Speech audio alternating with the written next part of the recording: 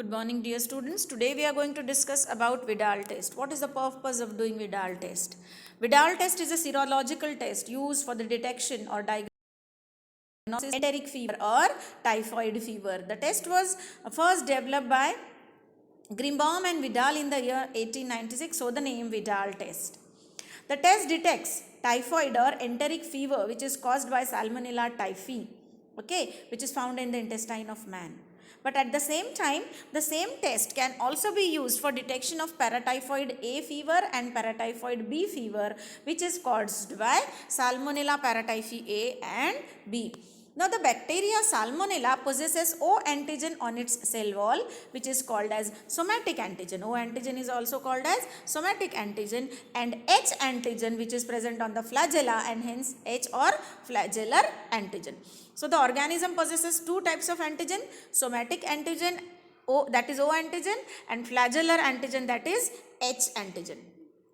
Okay, so when a person gets infected with this organism, the antigens produced by the organism stimulate antibody response, and antibodies are released in the blood against O antigen as well as against H antigen.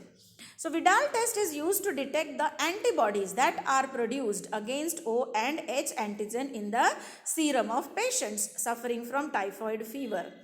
And how do we test the antibodies that are produced against O and H antigen? By antigen-antibody reaction, by performing antigen-antibody reaction. Usually, antibodies appear in the blood only after a week of infection, that is after 6 to 7 days, and hence Vidal test for detection of typhoid or paratyphoid fever is performed only after a week of fever. Okay, Salmonella typhi possess O antigen on the cell wall and H antigen on flagella. Salmonella paratyphi A and paratyphi B also possess O antigen on their cell wall but have AH and BH antigen on their flagella. So, flagellar antigen of paratyphi A and paratyphi B are different as compared to somatic antigen. Okay, so when we are detecting actually when we are performing Vidal test, we actually use O antigen only of Salmonella typhi, which is called as TO antigen. We do not use O antigen while performing the test. We do not use O antigen of Salmonella paratyphi A or Salmonella paratyphi B. For testing, we use only H antigen, that is flagellar antigen of Salmonella paratyphi A, which is called as AH antigen, and we use flagellar antigen of Salmonella paratyphi B, that is BH antigen. We don't use O antigen from Salmonella paratyphi A or B. So, for carrying out Vidal test, 4 kinds of antigens are used. What are those? TO antigen, okay, that is O or somatic antigen from Salmonella typhi Salmonella typhi. TH antigen, that means H or flagellar antigen from Salmonella typhi. AH antigen and BH antigen. AH antigen is H antigen of Salmonella paratyphi A. BH is the H antigen of Salmonella paratyphi B. That means all H are flagellar antigens and O is cell wall antigen, that is somatic antigen. Okay. What is the principle? Vidal test is a agglutination test in which specific typhoid fever antibodies are detected. Antibodies produced against Salmonella typhi or paratyphi AB are detected by mixing patient serum with killed bacterial suspension of Salmonella having specific O antigen, H antigen, AH antigen and BH antigen. Okay. So, we use 4 antigens: TO antigen, TH antigen, AH antigen and BH antigen. And what do we detect? We mix all the 4 antigens with 4 different drops of patient serum sample. And what do we detect? We detect the presence of O, H, AH or BH antibodies. Okay. And if antibodies are present in the serum of the patient, then antigen-antibody reaction takes place and we can see agglutination or clumping reaction. The main principle of Vidal test is if homologous antibodies are present in the patient serum, it will react with the respective antigen and show agglutination reaction. Okay, what are the requirements? We require fresh serum of the patient, which it should not be heated or inactivated, and there is a kit containing various vials. What is the Vidal test kit consist of? It contains stained Salmonella antigen. See, O antigen is generally pink in color and rest of the all flagellar antigens are blue in color. So they are colored stained Salmonella antigen. From S. typhi we have O antigen called as TO antigen. From S. typhi we have H antigen called as TH antigen. From Salmonella paratyphi A and B we have AH and BH antigen. So 4 antigens are used: TO, TH, AH and BH. Then in the Vidal test kit we also have positive control, which will show you how positive reaction looks like. Then there is sometimes negative control showing negative reaction also.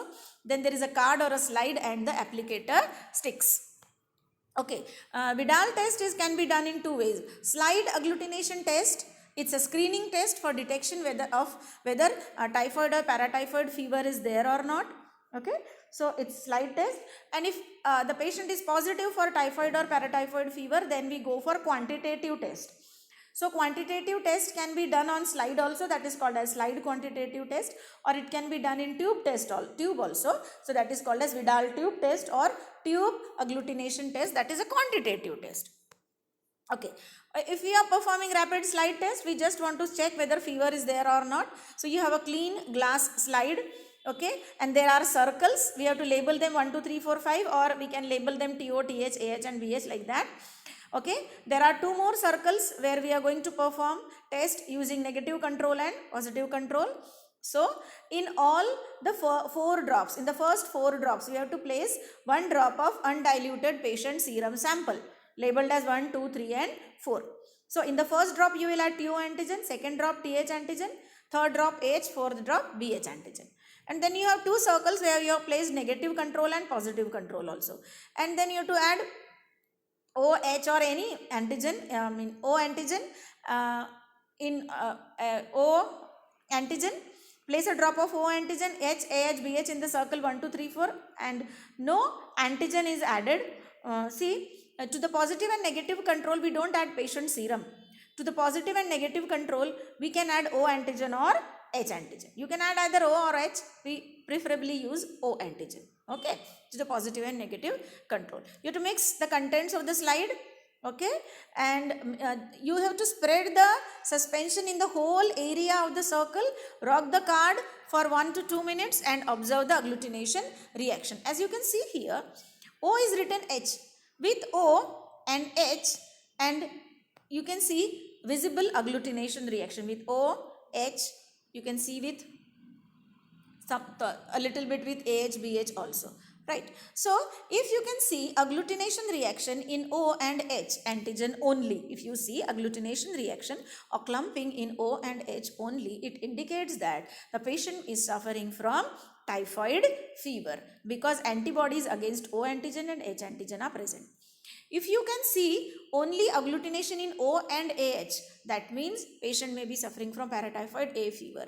If you see agglutination in O and BH, that means patient may be suffering from paratyphoid B fever.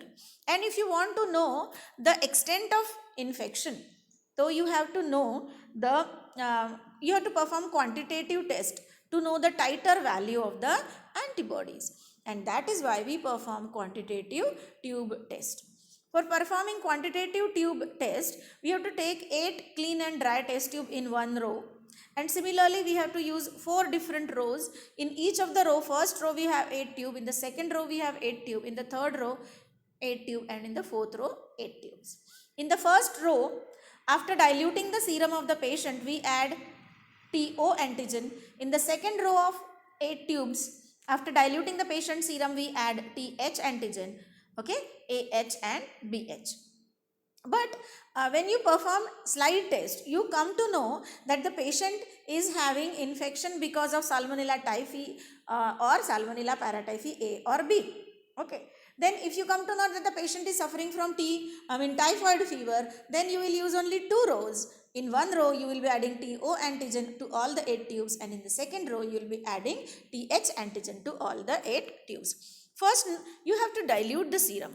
Okay, how the serum is diluted? By using normal saline. So we have taken 8 tubes in one row. The 8th column is for all control tubes. In the control tubes, we don't add patient serum sample. We add only the saline.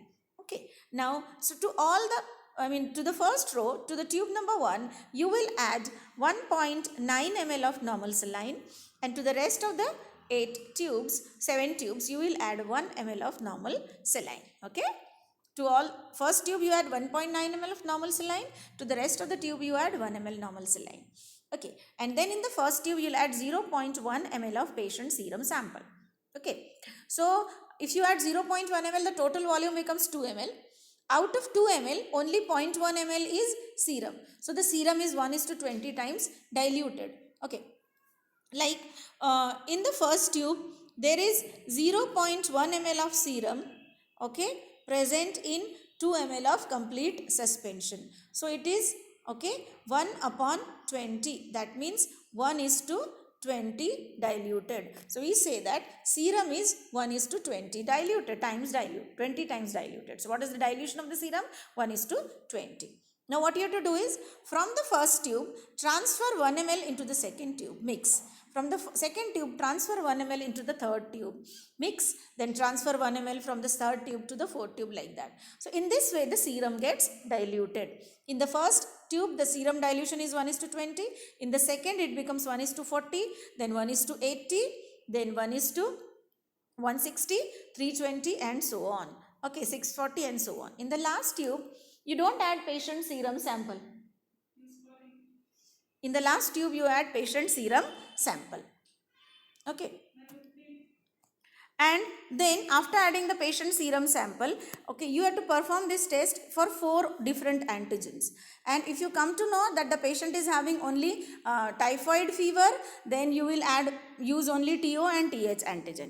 And after adding the antigen, okay, in all the tubes, you have to incubate all the tubes for around 14 to 16 hours.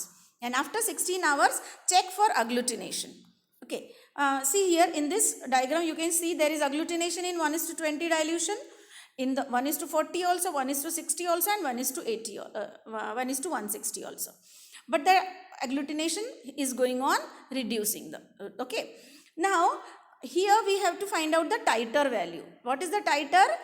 Highest dilution showing visible agglutination reaction. Okay, so if visible agglutination reaction can be seen in 1:160, then the titer value is 160 or 1:160. Highest dilution showing visible agglutination reaction. And if the titer value is more than 1:80, the Vidal test is supposed to be positive, and the patient needs to be given medicines for typhoid or paratyphoid fever. Okay. Antibody titer greater than 1:80 is considered significant and usually suggests positive test for salmonella infection. Okay, low titers are often present in normal individual also.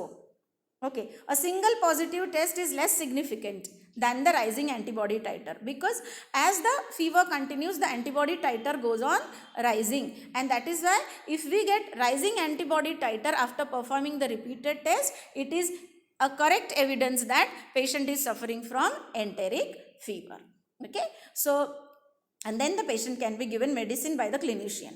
So what is the application of Vidal test? Rapid test for screening typhoid fever.